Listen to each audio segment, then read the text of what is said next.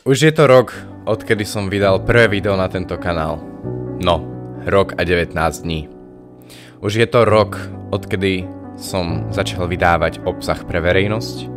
A už je to rok, odkedy som si povedal, že budem robiť ľuďom radosť. Áno, ako ste už asi všetci pochopili, týmto videom sa vám, 127 legendám, chcem poďakovať. A ďalším mojim sledujúcim, ktorí ešte nemajú u mňa odber, za každý like a za každú minútu, čo si zhliadnete moje videá. Viem, že moja tvorba nie je pravidelná, nie je dokonalá. No snažím sa tvoriť aj to najlepšie s tým, čo mám. Samozrejme, že chcem viac a samozrejme, že chcem byť lepší. No viem, že to vyžaduje čas a trpezlivosť. Tento rok, či už kalendárny alebo tvorivý, je to jedno, pretože moje prvé video vyšlo skoro na začiatku roka. Mal veľa ups and downs, highs and lows. Teda zanechal vo mne veľa bolestí, slz a rán.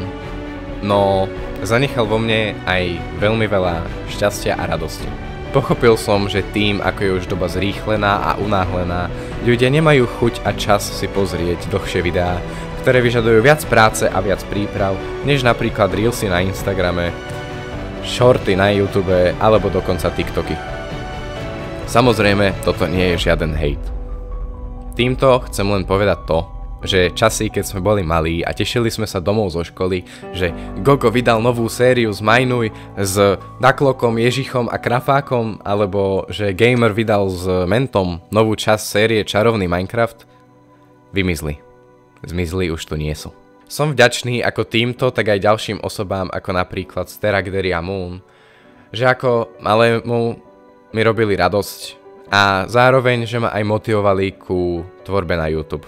A nakoniec tohto videa sa vám, mojim diákom, chcem veľmi pekne poďakovať za podporu a že tu stále so mnou ste a že stále sledujete moje videá. A patrí vám teda jedno veľmi veľké ďakujem.